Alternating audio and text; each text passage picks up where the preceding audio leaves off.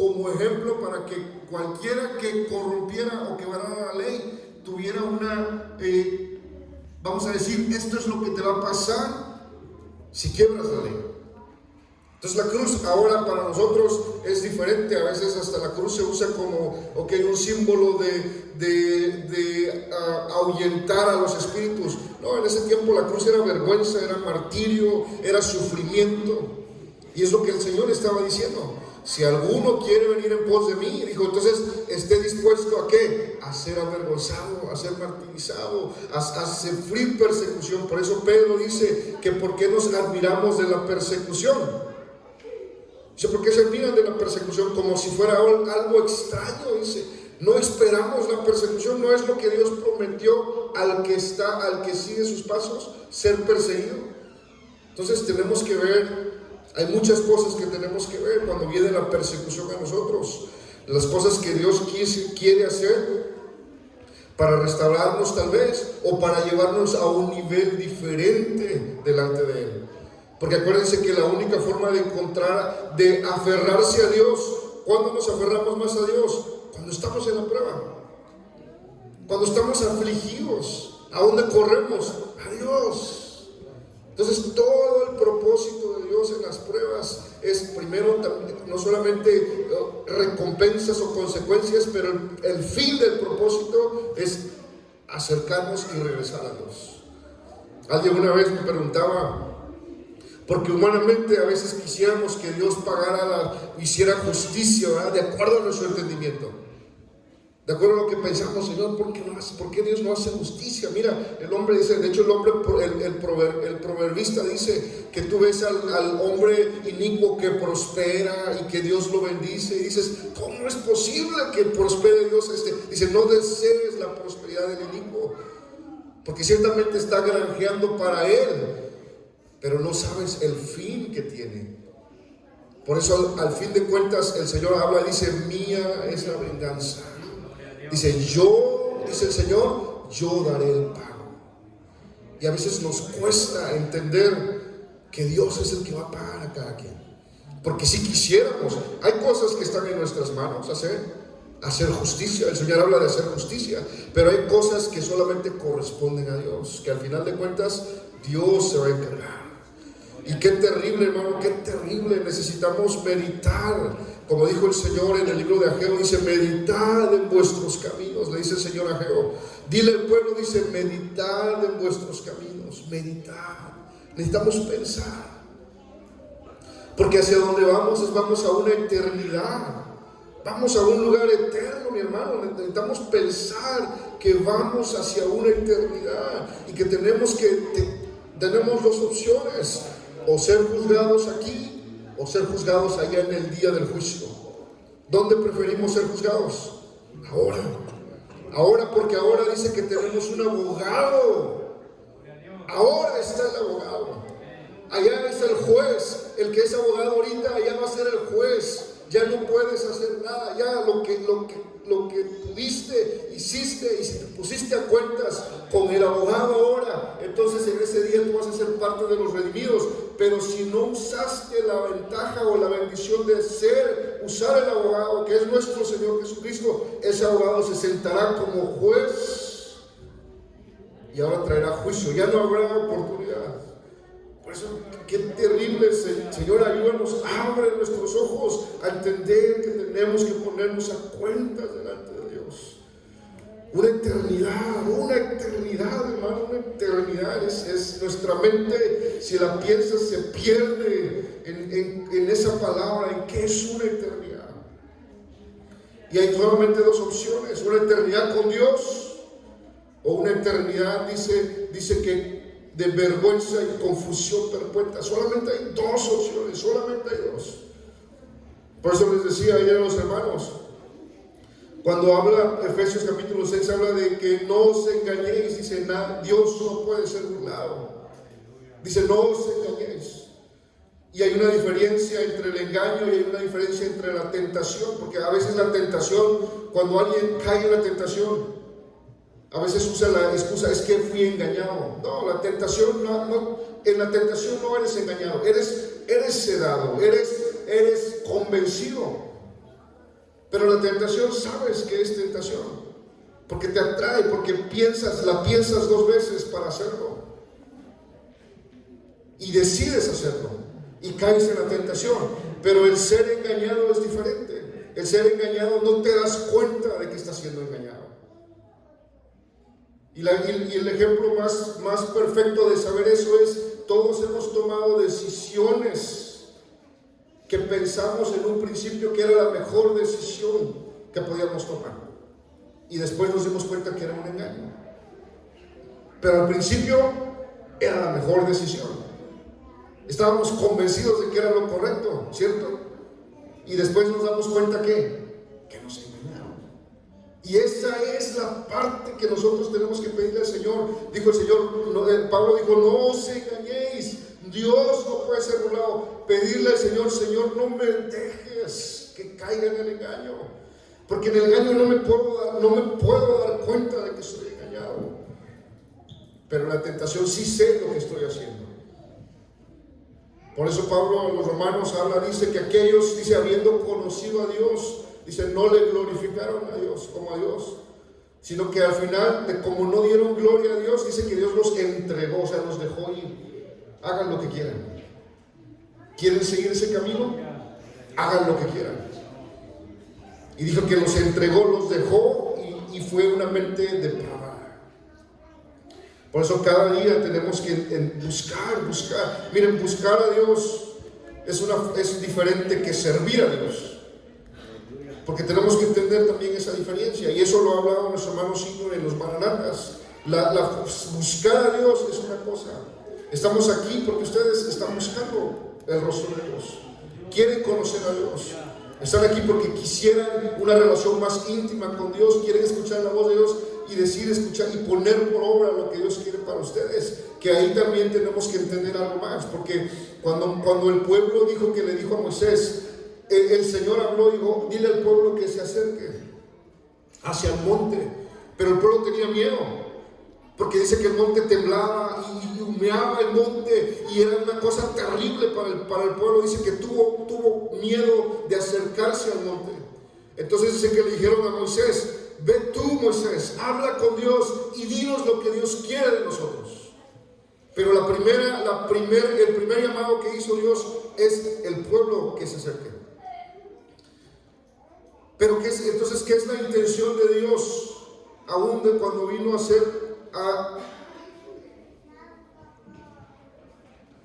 participar de carne y sangre, que era la intención de Dios, es abrir la puerta para que una vez más nos acerquemos a Él. Pero a veces nosotros queremos que vaya Moisés, que Moisés hable con Dios, que el predicador hable con Dios, y lo que Dios quiera nosotros lo vamos a hacer. Sí es correcto, pero también el Señor dice: pero yo también quiero hablar contigo. ¿Cómo? Por medio de la palabra. Yo también ustedes quieren comunión con Dios, pero ¿cómo vamos a encontrar esa comunión? Tenemos que buscar a Dios por medio de la palabra, empezar a escudriñar la palabra. Ahí empieza una relación con Dios. Ya no es nada más Moisés, sino que ahora es el pueblo. Ahora Dios quiere que nosotros también nos acerquemos al monte de su santidad para escuchar de Dios. Y luego, ¿qué hace Dios? Es confirmarnos por medio de los que Dios trajo, los que llamó, los que están al frente. Dios confirma lo que ya Dios habló con nosotros en privado. Y entonces, cuando Moisés sube y escucha a Dios, trae el mensaje, pero porque el pueblo no quiso acercarse. Pero ahora, como decíamos, hay que acercarnos, buscar a Dios. Y cuando uno hace eso, entonces uno puede entender la voluntad de Dios. Me perdí en esa parte y dije: buscar a Dios y servir a Dios. Buscar a Dios es lo que hacemos en las confraternidades también. Buscamos el rostro de Dios, oramos, clamamos. Pero ¿qué es servir a Dios entonces? Porque mezclamos a veces esas dos palabras, servir y buscar. No, servir es diferente que buscar a Dios. El Señor nos mandó, ¿qué manera nos mandó a servir? Eso es lo que tenemos que nosotros buscar en nosotros. Cada uno de nosotros tiene una forma de servir a Dios. Pero una cosa que todos tenemos en común Es lo que el Señor dijo en el libro de los Hechos: predicar el Evangelio. Eso lo tenemos que hacer todos, en una manera o en otra. Hace apenas conocí a una persona y las cosas se van dando y empezamos a hablar y Dios abrió las puertas para evangelizar, para compartir. Y Dios permite de alguna manera, porque a veces también tenemos que reconocer que no siempre estamos prestos, a veces andamos apurados, pero Dios a veces en la misericordia que tiene con aquel que necesita escuchar, también nos detiene a nosotros y nos da el privilegio de compartir, porque es un privilegio. Porque uno de los textos que a mí siempre viene a mi mente, cuando el Señor le dice a Israel, le dice: ¿qué tienes tú? Le dijo Israel, que narrar mis palabras. ¿Por qué tú, como un reclamo, dijo, tú quién eres para hablar mi palabra? Para hablar lo que soy. ¿Quién eres? Es algo que el Señor le digo: Señor, ayúdame, no quiero caer en esa lista de aquellos que no tenemos nada que hacer con el Señor por nuestra forma que andamos. Y buscar a servir a Dios es lo que venimos a buscar a Dios para entender dónde y cómo podemos servir a Dios. Dice, miren, el libro de Primera de Samuel. Primera de Samuel, capítulo 15. Y aquí en el libro de Samuel, aquí está narrando la historia de lo que fue uno de los primeros reyes de Israel, el rey Saúl. Y empieza a narrar Samuel, el profeta Samuel, todo lo que el Señor, porque la forma de comunicarse Dios con el rey y con el pueblo ahora fue a través de profetas. Entonces Samuel fue el profeta que Dios usó para ungir a Saúl y también para ungir a David. Pero entonces, cuando el Señor habla a Samuel, fíjense lo que Dios habla. Y una vez más, que el Señor nos ayude, hermanos, porque quisiéramos que todos fueran profetas en el aspecto de hablar la palabra de Dios y hablar de parte de Dios. Quisiéramos. Pero otra vez, ahí es donde el Señor habla y dice: probar los espíritus. Probar los espíritus no está hablando de los fantasmas, está hablando de probar del espíritu del que te está hablando. Y otra de las pruebas del espíritu que te está hablando también es el testimonio y lo que esta persona tiene, porque el Señor habla, dice: por los frutos lo conoceréis. Entonces uno puede defender a todos los líderes. Este líder es así, sí, pero la prueba final es el fruto que hay detrás de él. Es lo que Dios, tiene que haber un testimonio de parte de Dios en cada uno de los que estamos, en cada uno de los que Dios quiere usar. Tienes que tener un fruto. Por eso Pablo cuando habla a Timoteo y habla de las características del que va a ser, del que quiere el obispado, dice que tiene que tener buen testimonio para que el evangelio, dice, no sea blasfemado, dice, de los incrédulos. Entonces, si nosotros empezamos a medir con esa lista que Pablo le dice a Tito, no esperemos que otros nos midan, midámonos nosotros. Vayamos y leamos qué es el récord, la lista del que está en liderazgo. Y que el Señor nos ayude a corregirnos. Porque el punto es mirar la lista y corregirnos. Ese es el punto. Si somos desechados, porque una vez más, cuando el Señor le habla a aquel rey, le dice: pesado ha sido en balanza, dice, y ha sido hallado falto. Ahora, cuando nosotros nos pensamos en la balanza, ¿es para qué? Para ponernos a cuentas. Para no quedarnos ahí, sino para ponernos a cuentas y dejar que el Señor con el tiempo haga la obra en nosotros y que nos mande a hacer lo que tenemos que hacer. Pero hay que redarguirnos nosotros mismos, hay que buscar a nosotros qué Dios quiere de mí, lo que Dios habla, qué pide de mí como un hombre de Dios, como una mujer de Dios, como un joven de Dios. ¿Dónde me mido? En la palabra de Dios. Y entonces aquí vemos, por ejemplo, el primer rey de Israel, que es es Saúl. Y Saúl, podemos juzgar la intención de Saúl por fuera, porque realmente no sabemos lo que Saúl, la intención que tenía. Pero una vez más, la intención, nosotros podemos hacer muchas cosas con buena intención, pero lo que cuenta no es la intención, lo que cuenta es el obedecer a Dios. Eso es lo que cuenta. Porque miren, cuando uno es joven, yo me acuerdo, pues todavía, pero cuando éramos más jóvenes, yo recuerdo que buscábamos la forma de hacer actividades con los jóvenes y estaba yo en la ciudad de Oaxaca y tratábamos, porque estábamos en ese ambiente, en ese primer amor, en ese deseo de que la palabra fuera esparcida. Y había cosas que uno pensaba que eran correctas, o que yo pensaba que eran correctas, y en realidad estaba yo en un error. ¿Y qué necesitaba? La guía de un pastor, la guía de un líder. Por eso siempre hay que buscar la guía. Hay que preguntar, hay que acercarse y decir, ¿está bien lo que estoy haciendo? ¿Está bien donde voy? ¿Está bien? Y buscar a que el Señor confirme también nuestros pasos por medio de los frutos que uno va. Ahora aquí está el rey Saúl, y dice en el capítulo 15 de Primera de Samuel dijo a Saúl: el Señor me envió a que te ungiese por rey sobre Israel, su pueblo Israel. Oye pues la voz de las palabras del Señor. Primera advertencia, o sea, el Señor te eligió, pero ¿qué es lo primero? Dice, oye pues, oye. Dios nos ha elegido a cada uno de nosotros, pero ¿cuál es la condición? Oír primero. ¿Qué es lo que Dios quiere de nosotros? 2, dice, así ha dicho el Señor de los ejércitos. Acuérdame de lo que hizo Amalek a Israel, que se lo puso en el camino cuando subía de Egipto. Ve pues y hiere a Amalek, y destruiréis en él todo lo que tuviere, y no te apiades de él. Mata hombres, mujeres, niños y mamantes, vacas y ovejas, camellos y asnos.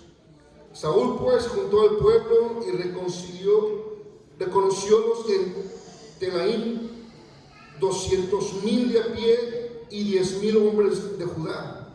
Y viniendo Saúl a la ciudad de Amalek, puso emboscada en el valle.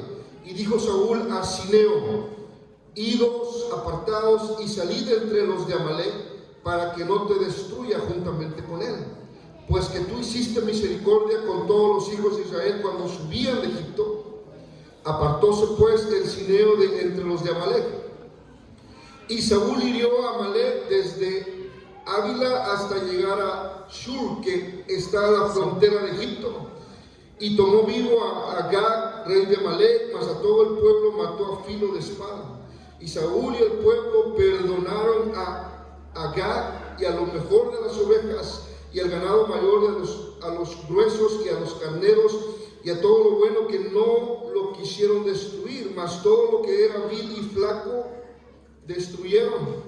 Y fue palabra del Señor a Samuel diciendo: pésame, dice el Señor, pésame de haber puesto por rey a Saúl, porque se ha vuelto de en pos de mí y no ha cumplido mis palabras. Y apesadumbróse Samuel y clamó al Señor toda aquella noche.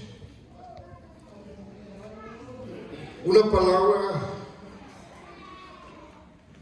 que desmayaría a cualquiera de nosotros. Dijo el Señor: pésame haber puesto a Saúl. Pésame es, me arrepiento de haber puesto a Saúl.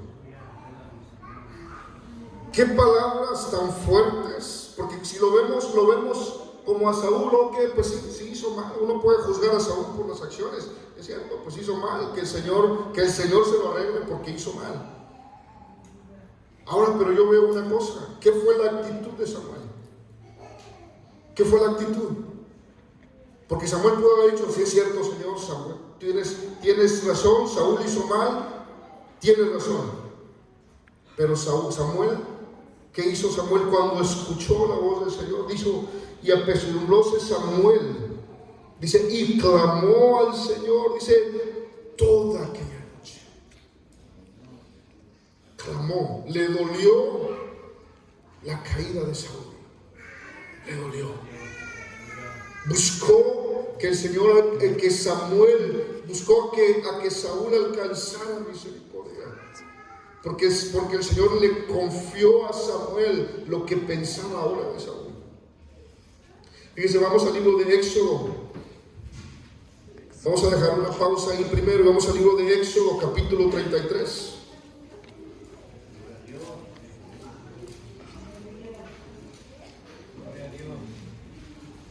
Y aquí vemos y empezamos a entender ahora qué está haciendo cómo el Señor llega un tiempo en el que el Señor tiene un límite para con nosotros.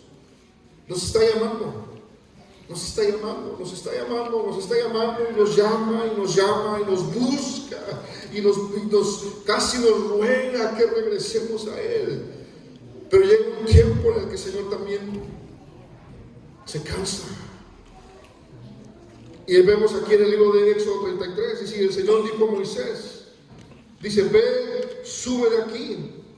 Dice, tú y el pueblo que sacaste de la tierra de Egipto. Miren, otra expresión. Y les decía a los hermanos ayer, el Señor aquí ya no dice, ve de aquí y lleva a mi pueblo. Porque acuérdense qué es lo que decía Moisés delante de Faraón. El Señor dice que deje salir a su pueblo. ¿Verdad? Esa es la expresión de Moisés ante el Faraón, que deje salir a su pueblo. Pero ¿qué pasa aquí en el libro de Éxodo 33? El Señor ya no dice que es su pueblo, sino ahora le dice a Moisés, dice, ve, sube de aquí, tú, dice, y el pueblo que sacaste de la tierra de Egipto. Otra expresión de cansancio, de haber tolerado al pueblo. Otra expresión en la que el Señor dice, basta ya.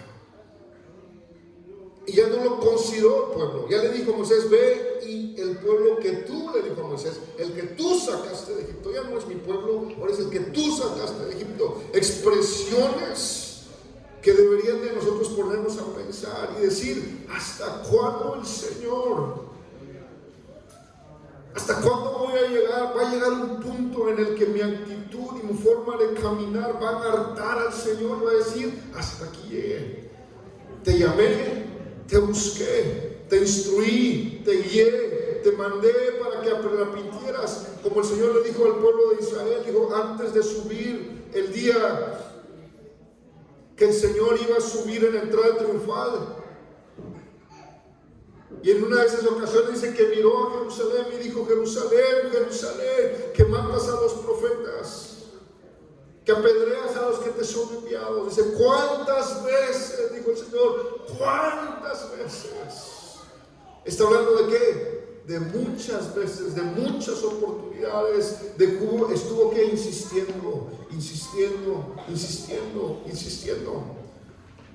Y luego le dice, te quise juntar como la gallina junta sus polluelos debajo de sus alas, dice, y no quisiste. Entonces el Señor llega a un punto en el que las expresiones del Señor ya son unas expresiones de que hasta aquí llegó. Y luego le dice a Moisés, dice el Señor dijo a Moisés, ve, sube de aquí, tú y el pueblo que sacaste de la tierra de Egipto, dice, a la tierra de la cual juré a Abraham, a Isaac y a Jacob, diciendo, a tu simiente la daré.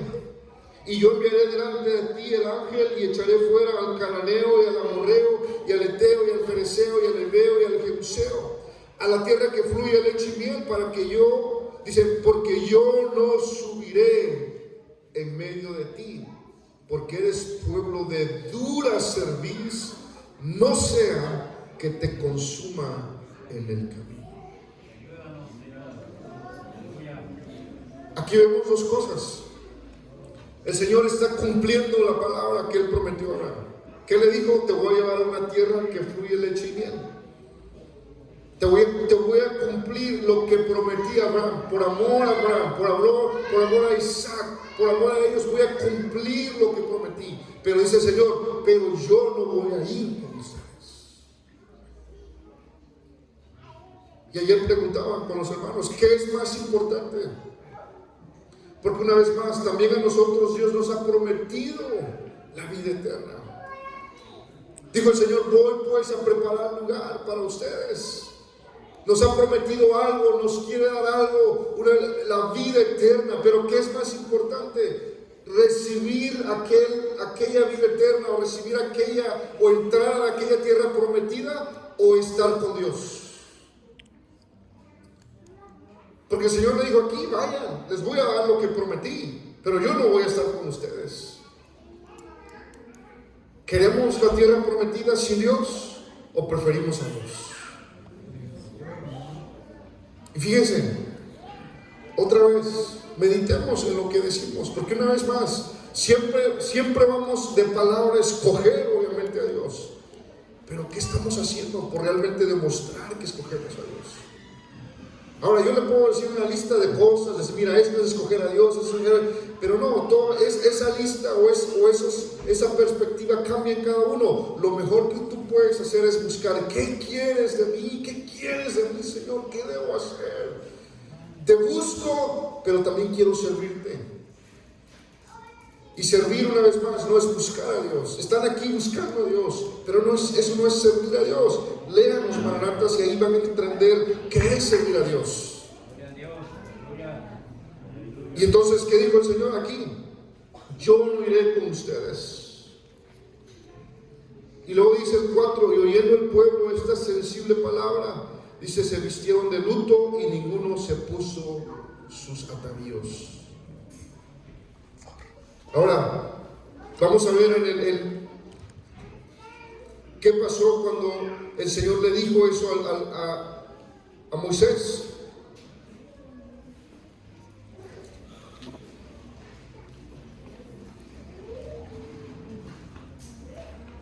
Vamos en el versículo 12, dice: y dijo Moisés al Señor, dice: mira, Señor, tú me dices a mí: saca a este pueblo, y tú no me has declarado a quién has de enviar conmigo. Dice: sin embargo tú dices: yo te he conocido, dijo, por tu nombre, y has hallado también gracia en mis ojos. Eso es lo que el Señor dijo a Moisés. Y luego el 13 dice: ahora pues, Señor, si he hallado gracia en tus ojos, dijo, ruégote que me muestres ahora tu camino para que te conozca, porque hallé gracia en tus ojos y mira que tu pueblo es aquesta gente. O sea, le está diciendo al Señor: no olvides, Señor, que también, que es tu pueblo. Está rogando, está intercediendo Moisés por el pueblo. Porque el Señor le dijo a Moisés: quítate de aquí, apártate, que voy a destruir a este pueblo. Pero Moisés empieza a interceder por el pueblo. Señor, mira, es tu pueblo también. Y le dice: y si ha hallado gracia delante de ti, dice, muéstranos ahora el camino. Pero dice, ahora, no se detiene nada más ahí, porque ya había escuchado a Moisés que Dios no quería ir con ellos. Ya a partir de ahí el Señor dijo: vayan, les daré, pero no voy con ustedes. Entonces Moisés, ¿qué sintió Moisés? Se sintió desamparado en algún momento. Y una de las peticiones que hizo Moisés, en esa situación de estrés, de decisiones que tenía que tomar Moisés, ¿qué hacía con este pueblo? Porque en el versículo 32, el capítulo 32, antes de llegar a este capítulo, en el 32, habla de cuando Moisés subió al monte y luego por 40 días cuando descendió. ¿Qué estaba haciendo el pueblo? Estaba otra vez en la idolatría. Por eso el Señor dijo: se cansó de ellos. Ahora, Moisés, yo les hago esta pregunta: ¿qué es el deseo de nuestro corazón? ¿Qué son los deseos que hay en nosotros hoy en día, hoy en esta tarde? ¿Cuál es el mayor deseo que tenemos? Si el Señor nos pudiera preguntar, así como Dios le preguntó al hijo de David, Salomón, si el Señor nos pudiera preguntar así en una forma palpable y decirnos: ¿Qué es aquello que tú deseas que yo haga por ti? ¿Qué es aquella petición que tú tienes que yo contestar, que yo debo o que yo puedo contestar? ¿Qué pediríamos a Dios? ¿Qué pediríamos? Y así pensando en breve, piense usted qué pediría a Dios. ¿Qué es la petición que está aquí en primer lugar en su lista? Que si el Señor te lo concediera hoy, ¿qué pedirías? Ahora vamos a ver qué pidió Moisés. Porque si hablamos de las cosas terrenales y estamos embargados por las cosas terrenales, muchos pediríamos sanidad, o muchos pediríamos salir de problemas, o muchos pediríamos diferentes cosas. Y si estamos en la mente solamente física, terrenal, esas serían nuestras peticiones. Pero ¿a qué pidió Moisés? Dice en el versículo 15. Dice, y él respondió: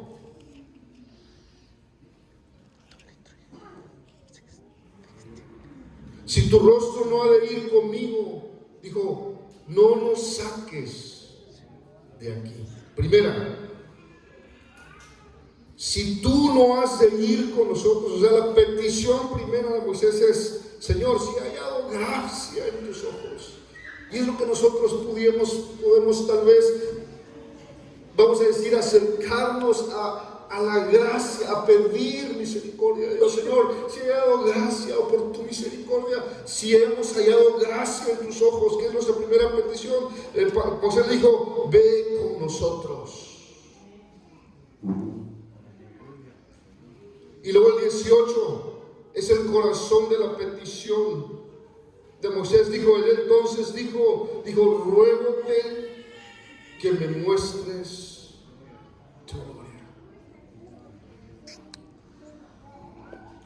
Cuando nosotros nos acercamos a Dios por primera vez, nos acercamos porque ¿qué queremos del Señor? Queremos conocer a quién, a Él. Queremos conocerlo a Él. Nos acercamos por lo que Él es, por quién es. No nos acercamos por lo que Él nos pueda dar, o esperamos que no haya sido así nuestro acercamiento a Dios, porque muchas veces es lo que se vende: acércate a Dios y Dios te va a sanar. Una vez más, no es lo que Dios promete primero, o no es lo que Dios quisiera de nosotros. Lo que Dios quiere de nosotros es que lo conozcamos a Él. ¿Y qué fue la petición de Moisés? Señor dijo, te ruego, dijo, que me muestres tu gloria. En otras palabras, te quiero a ti, Señor, te quiero conocer a ti. Ahora yo les pregunto, esa es la petición primera que está en nuestra lista de peticiones delante de Dios. Conocerlo a Él. O a lo mejor es la última de las listas, porque primero está mi enfermedad, o primero está mi problema, o primero está mi familia. ¿Qué es aquella lista? ¿Dónde está el conocer a Dios? ¿En qué renglón está nuestra petición conocer a Dios? Tiene que ser ¿qué? La primera petición de Dios. Señor, muéstrame tu gloria. Señor, te quiero conocer antes que me des cualquier cosa, antes que me dejes entrar en la tierra prometida. Señor, quiero conocerte. Esa tiene que ser nuestra primera petición. Si el Señor nos llega a preguntar: Señor, quiero conocerte, quiero saber más de ti, quiero amarte más. Eso debería de ser en nosotros lo primero que debe salir de nuestros labios: conocer a Dios. A nadie de nosotros nos gusta que nos busquen solamente por favores. Nadie nos gusta que nos busquen solamente cuando necesitan, porque a lo mejor somos muy dadivosos o somos muy sociales. Está bien, nos gusta ayudar, pero no nos gustaría que nuestros hijos nos buscaran nada más por lo que podamos darles. Nos gustaría que nos buscaran porque nos aman, y es lo mismo que el Señor hace. Es lo mismo que el Señor espera de nosotros, sus hijos, que le busquemos porque Él es nuestro Padre, no por lo que Él nos pueda dar. Él nos lo va a dar a su tiempo y en la paciencia y nos prueba para después darnos. Pero lo primero, Señor, te quiero conocer. Y después de conocer, ahora quiero hacer tu obra. Guíame para hacer lo que debo de hacer. Pero primero, conocer a Dios. Ahora esta generación, la generación que salió de Egipto, es esta primera generación que está saliendo de Egipto y viene y los va a llevar el Señor hacia un lugar al cual el Señor les ha prometido una prosperidad física, porque es lo que Dios prometió a ellos. Esa primera generación sale de Egipto y sale con costumbres de Egipto, sale con pensamientos de Egipto. Y les decía ayer también, les digo, ¿saben? ¿Se acuerdan cuando cruzaron el Mar Rojo? Y dice que Miriam, la hermana de Aarón, dice que agarró el pandero y empezó a danzar, ¿verdad? Ahora, ¿de dónde sacó Miriam esa idea de tomar un pandero y danzar? De los egipcios, de la cultura egipcia. Y no solamente eso, el becerro de oro que hizo Aarón, ¿de dónde sacaron ese becerro? ¿A quién se le ocurrió? ¿O de dónde venía? De la cultura egipcia. Entonces, ¿qué es lo que estaba haciendo el Señor? Sacando a una generación de Egipto con tradiciones egipcias. Tenía que empezar a cambiar el pensamiento de esa generación. ¿Cuántos años estuvo Israel en Egipto? 400 años. 430 cuando cuentan de partir de Abraham. Y la comparación que podemos hacer es, México tiene 200 años de ser una nación. Quiere decir que el pueblo de Israel llevaba el doble de lo que una nación como México lleva establecido.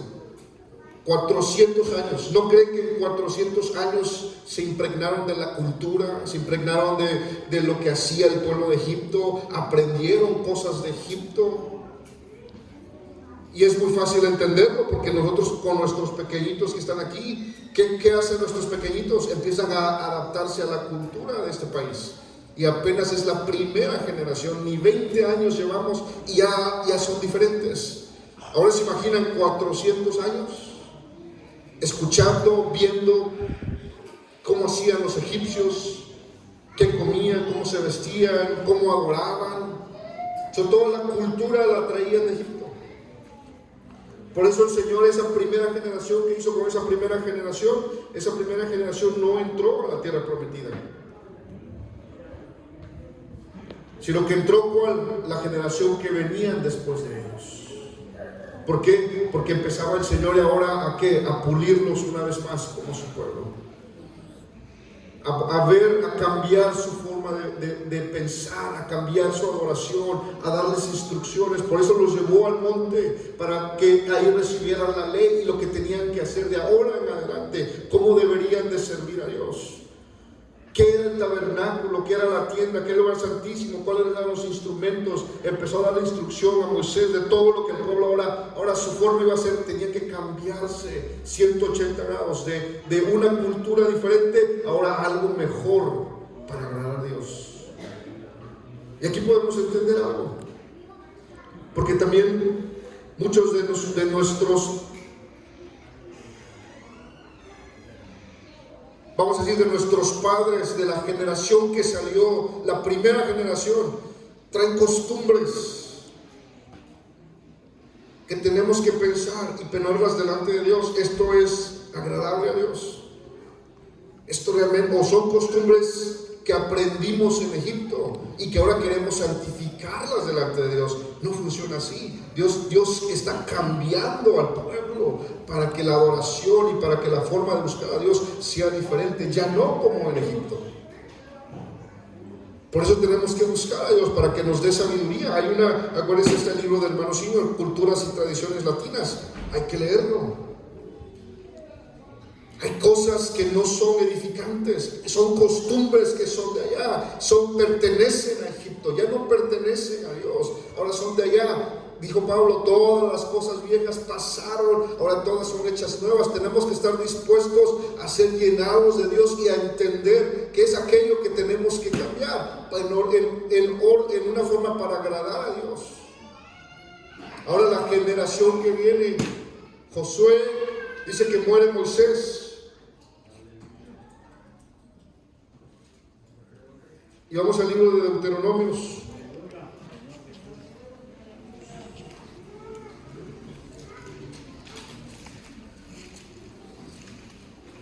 Deuteronomios capítulo 34.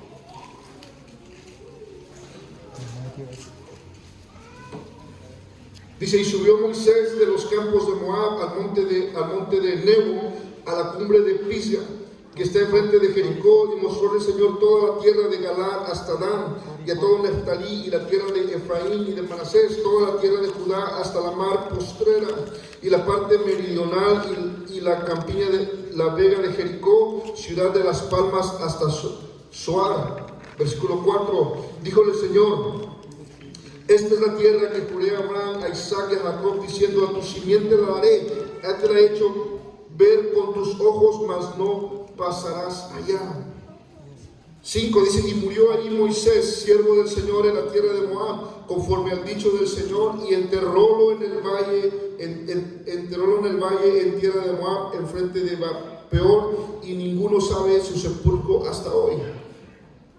Y era Moisés de edad de 120 años cuando murió, sus ojos nunca se oscurecieron, ni perdió su vigor. Y lloraron los hijos de Israel a Moisés en los campos de Moab 30 días, y así se cumplieron los días del lloro del luto de Moisés. Con Moisés también se fue la primera generación. Ahora, ¿por qué Moisés no entró a la tierra prometida? Porque en lugar dice que golpeó la roca 2 veces y Dios se enojó con él, porque lo hizo de la misma manera que Moisés, que el Señor se cansó del pueblo. Llegó un punto en que Moisés también estaba cansado de lo que el pueblo estaba haciendo,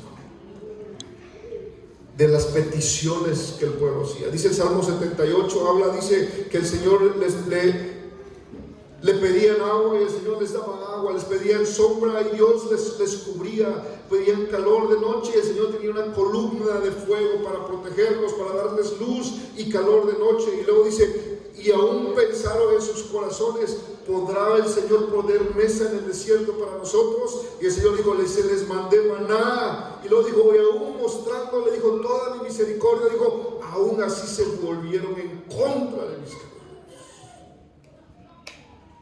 Y eso es lo que venía Moisés, cargando con un pueblo que no quería servir a Dios, con un pueblo que estaba buscando, no buscaba a Dios, sino que buscaba qué podía agarrar de Dios, qué bendición podía, y si Dios no me contesta, entonces me voy a otro lugar, porque ahí sí contesta. Es que no estás buscando que te conteste a Dios, sino que estás exigiendo a Dios, a Él, algo que lo pueda dar solamente por misericordia. No es obligación de Dios contestar nuestras peticiones, es si Él quiere contestar nuestras peticiones.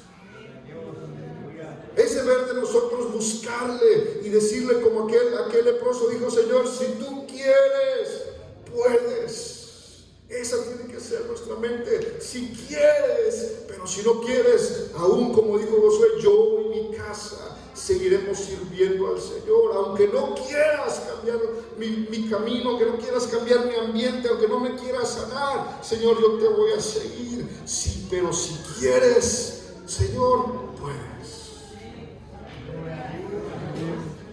Y luego dijo aquí, ¿qué pasa con Moisés? Aparece toda la historia de Moisés soportando al pueblo. Ahora, por culpa del pueblo, vamos a decirlo de esa manera, por culpa del pueblo, Moisés no entró, porque también llegó un momento que Moisés también se cansó del pueblo. Humano, cansado de traerlos, aunque dice que nunca perdió su vigor, se esforzó, pero se cansó también. Y es lo que a veces también tenemos nosotros que pensar. nuestros líderes, porque a veces uno piensa que nomás está entendiendo mi problema, o que nada más cargan más cargas que las que nosotros a veces nos imaginamos. Y que seamos de ayuda, que el Señor nos ayude a ser de ayuda también. Y también no solamente cuando digo de ayuda es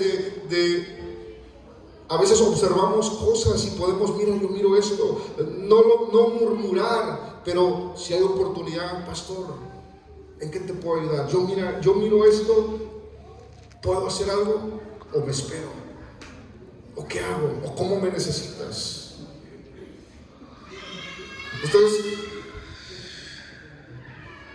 es difícil, es de tener miedo y precaución compartir la palabra de Dios, porque siempre hay un texto en mi mente, en el libro de Romanos, capítulo 10.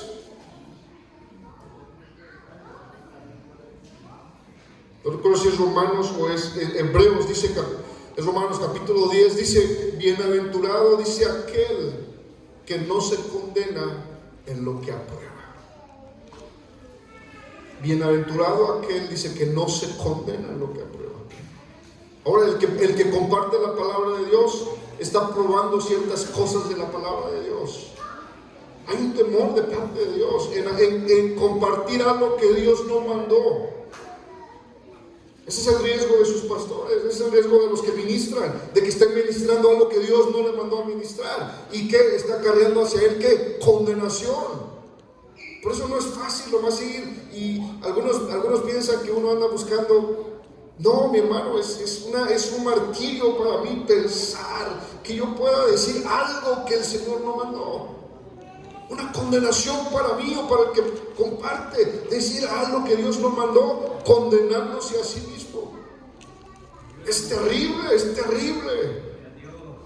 Yo he pedido a Dios, Señor, ayúdame, muéstrame. Muchas cosas le he pedido a Dios y le he pedido con lágrimas, Señor, ayúdame, necesito muchas cosas de ti. Pero regresando a lo que el pueblo hizo, por causa del pueblo, ahora Moisés no entró a la tierra prometida.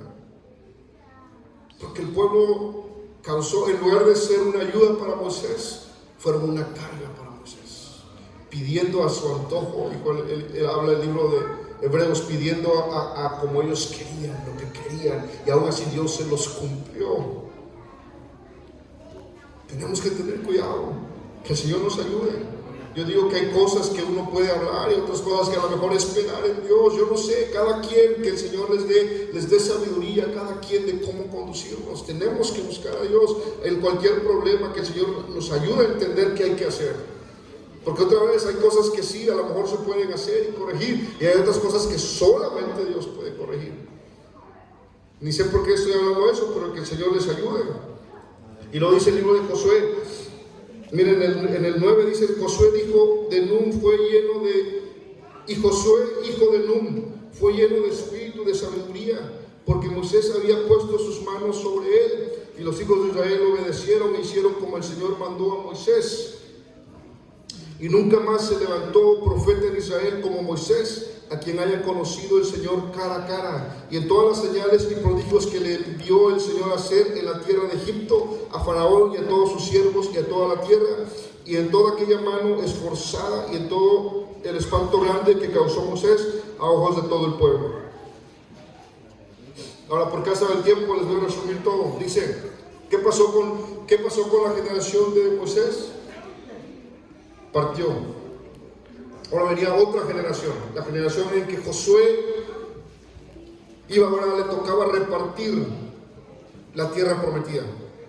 Y esta generación todavía había visto grandes maravillas que el Señor había hecho, porque la generación que entró es una generación que habían salido jovencitos, habían salido niños de Israel, habían salido de cierta edad que no eran de los 40 años para abajo, salieron y todavía vieron la maravilla de Dios. Entonces entraron todavía con Josué, esa generación.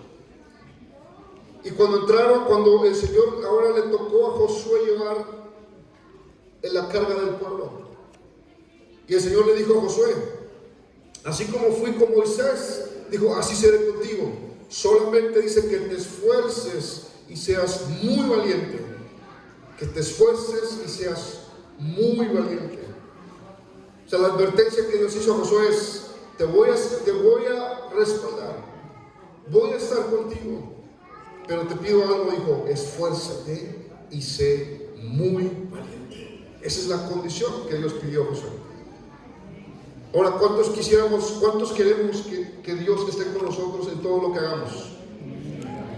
¿Cuál es la condición que Dios nos pide?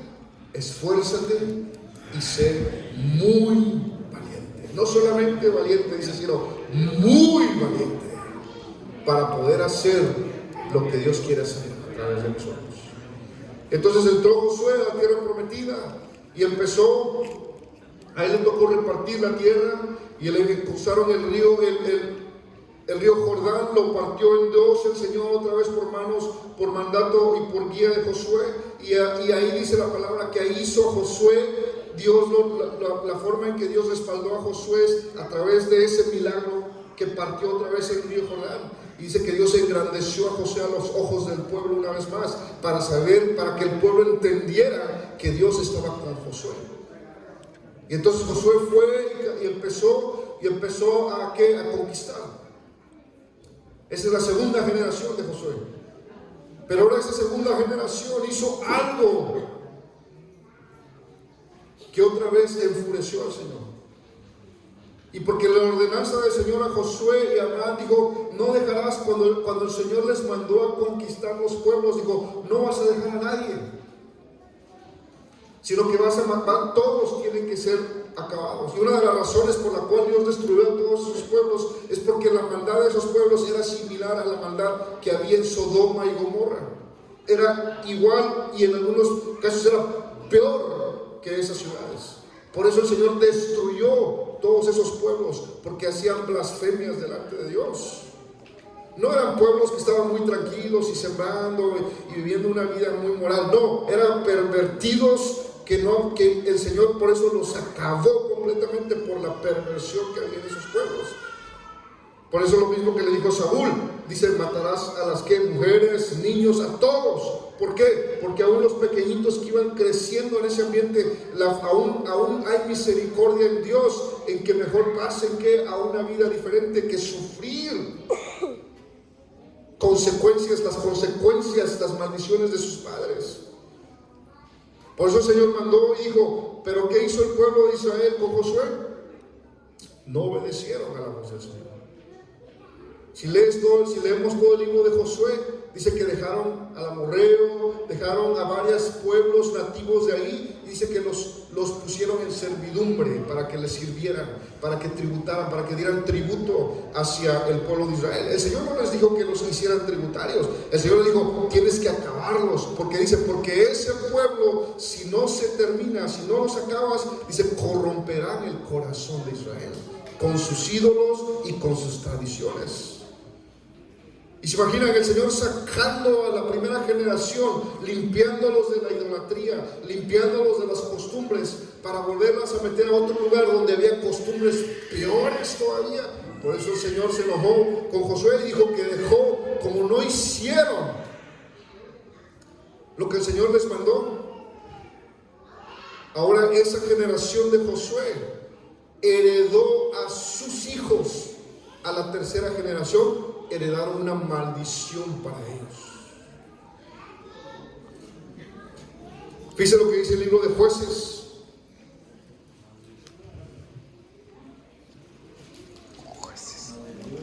Jueces capítulo 2.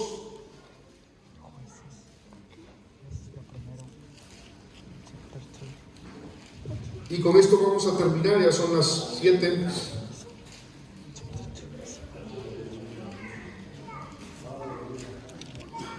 Dice: y el pueblo había servido al Señor todo el tiempo de Josué y todo el tiempo de los ancianos que vivieron largos días después de Josué, los cuales habían visto todas las grandes obras del Señor que él había hecho por Israel. Ahora nos damos cuenta aquí algo.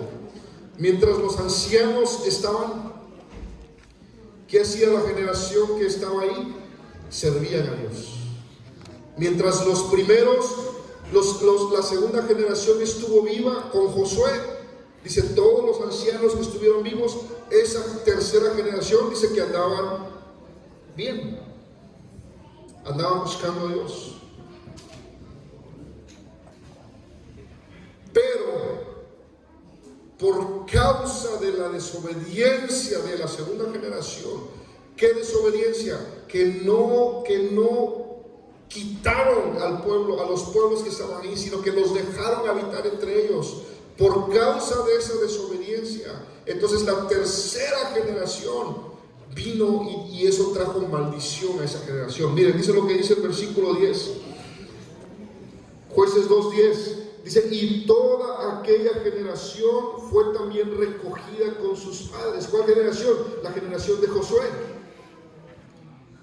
Dice, y levantóse después de ellos otra generación, dice, que no conocía al Señor ni la obra que Él había hecho por Israel. Y luego dice que hicieron, y los hijos de Israel hicieron lo malo en ojos del Señor y sirvieron a los Baales y dejaron al Señor por servir a los Baales.